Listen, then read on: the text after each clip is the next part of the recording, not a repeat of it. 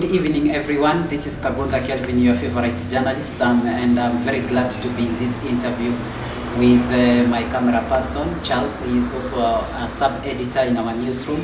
And thank you for having me, Charles. Yeah, thank you. So, who is Kagunda Kelvin? Kagunda Kelvin is a renowned Kenyan broadcast journalist who primarily focuses on news, current trends, exclusive interviews, feature stories. Additionally, I'm also a sports journalist at Karakana Soka at Radio Citizen FM. I also consider myself a brilliant, as well as a well-behaved and a motivated journalist. I'm a talent nurture, and also I consider myself as a great interviewer. How would you consider your childhood? Oh, I had a very happy childhood. I'm the firstborn in a family of two. I have a younger sister. She's Purity Wanjiko. She's currently undertaking a diploma in sign language and interpreting. She's the next Yulan Zale. You'll be seeing her on your screens soon. I was brought up not in a well-up family, but with a mother who sacrificed herself to give us the best. We have had the best education. We've grown up well, and I couldn't have asked for more. How did you get into journalism? Well, I suppose if I'm honest, I realized my journalism calling when I was 14 years. Back in Form 2, I used to imitate presenters like Julie Gishuru, Sophie Wanuna, also the likes of Jeff Koinange, and I suppose that's when I realized the calling. So I guess the next best thing to do after high school was to pursue the dream of becoming a broadcast journalist, and I joined NIPS Technical College, where I pursued a diploma in journalism and media studies. And I also started journalism at a very low level as a faith and virtues correspondent at the Diocese of Mount Kenya and South, as always as reading the notices in our church. And the rest is history. I've been coming, sharpening my skills to where I am now. And I'm really looking forward for more to become a prime TV news anchor. Who was your role model? My role model was and is Victoria Rubadiri. And I guess, nostalgically speaking, back when I was in Form 2, I did love how she used to present business news at Capital FM before she progressed to NTV and Citizen TV. Her description of her voice and also storytelling, interviewing skills, entranced me, and therefore I guess she was my first broadcast hero. Though I've been so lucky to get to know the generation before me in terms of television and radio commentary, when I come through the likes of Caroline Kamau, who is a KBC sub-editor now. She used to be a broadcast and a news reporter. She was my mentor. She has really mentored me to who I am now. I've Ida Waring of NTV, and I've also been lucky to get to know the likes of Chemtai Goin, Becky Jeffrey Mamburi, Jacob Isia, and other presenters, even overseas. And it has been quite a long way to be, and I also admire other presenters who have made it in the industry.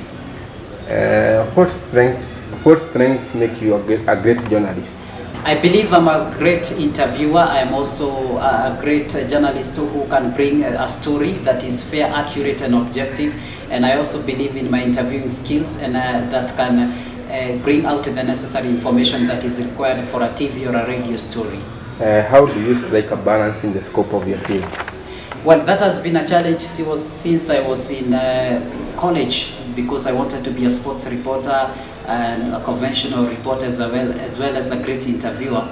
But remember, in today's media, you can't have that scope. So it's really a challenge to be a sports reporter as well as a news reporter at the same time, because I think I have a huge appetite when it comes to journalism. But it takes a lot of courage, it takes a lot of reading, research and keeping yourself abreast with the current issues, so that you may be able to bring the stories. So it's never an easy task, but I've been very well composed and resilient to get the necessary scope in my stories. Yeah, what are the two inevitable challenges in journalism?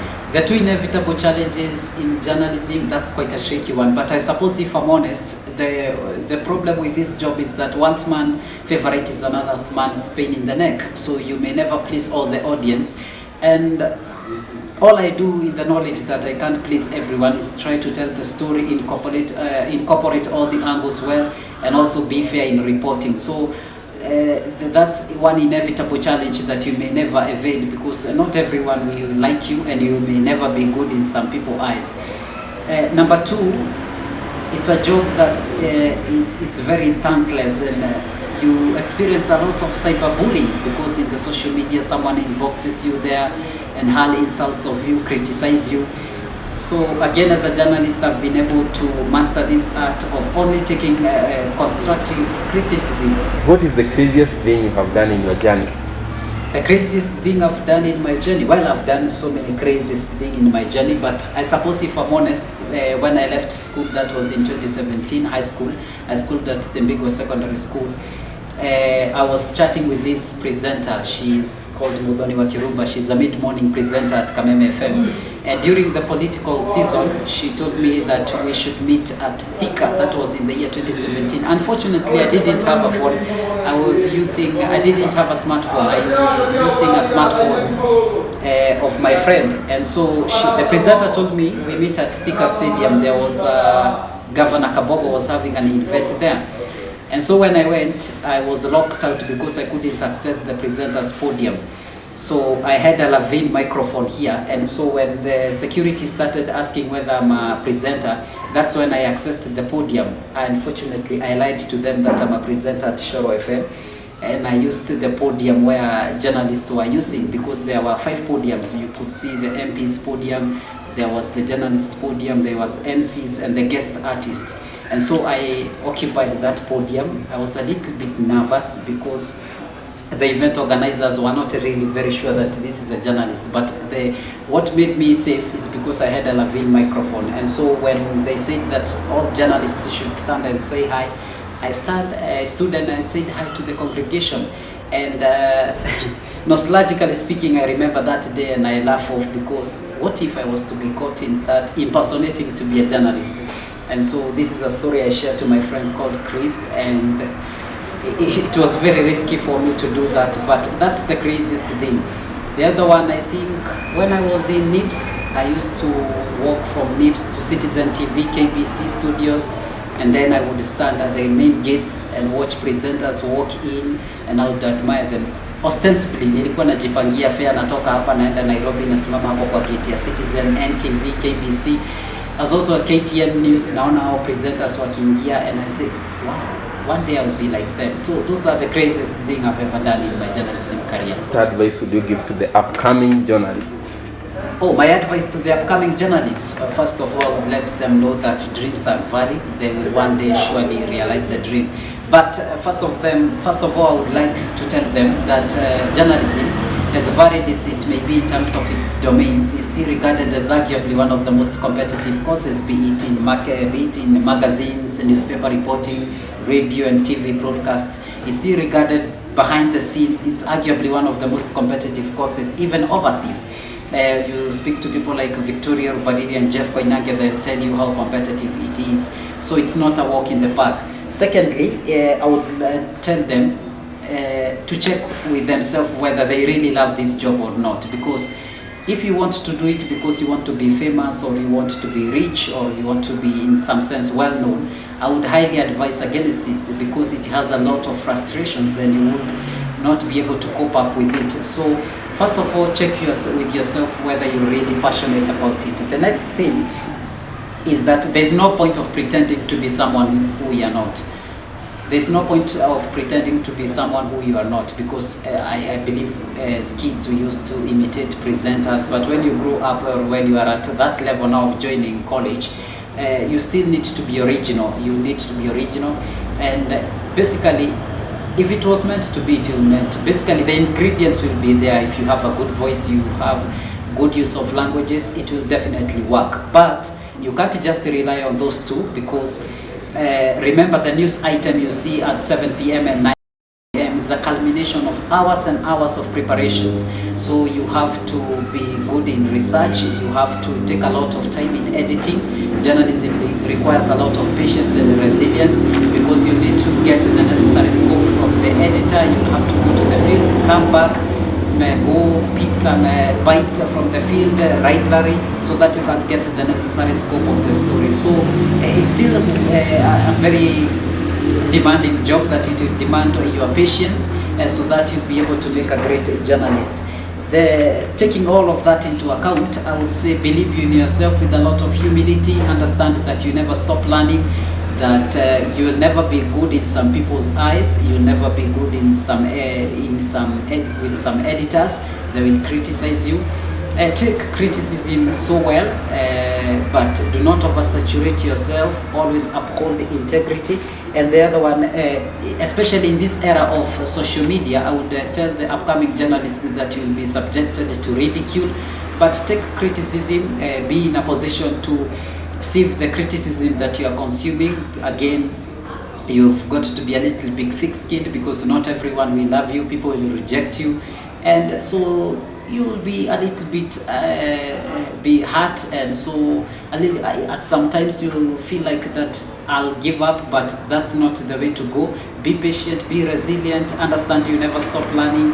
And the other thing I would say, that there will be good days, and there will be also some bad days. You will keep learning. Please be patient. Accept to go through the 4 stages of realizing the call, learning, growing, and therefore being established. And if it will definitely work out, then leave your hobby as well as get a job. But I would advise also be a prayer warrior.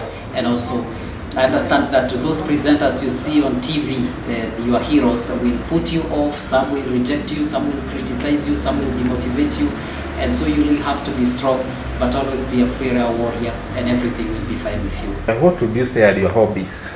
My hobbies are watching football, moderating panels.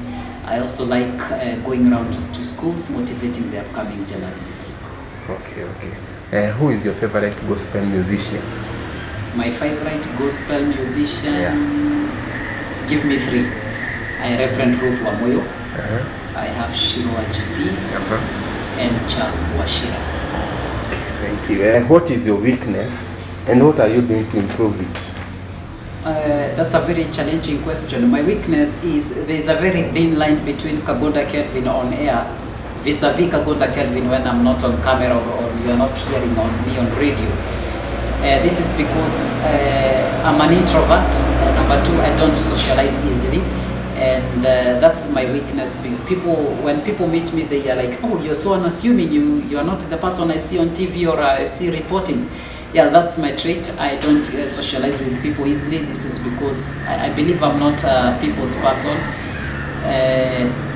But that's an area I'm improving on now because I'm a journalist. But when I'm in a multitude of people, I may spend 1 hour. After that, I may need to go and recharge like for 45 minutes, because majority of the times I like keeping myself with the book.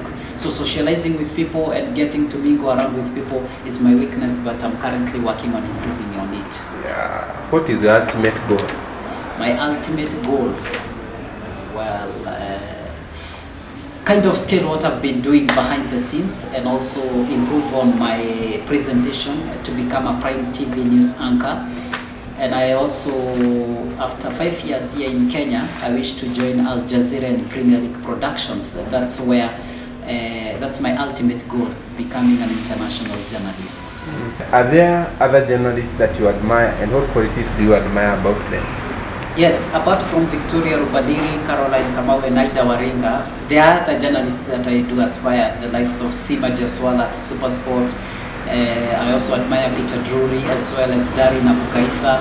Also the vernacular, because I don't do Kikuyu, but I also do admire those presenters who do vernacular. When I come through, the likes of Nyox Wakata, the likes of Wanjiku Kitonga, Joy Wamashari at Shoro FM, as well as referee mwenyewe at Inoro FM, who has had a great influence on me. So those are journalists I do admire a lot, and Olive Barros at NTV.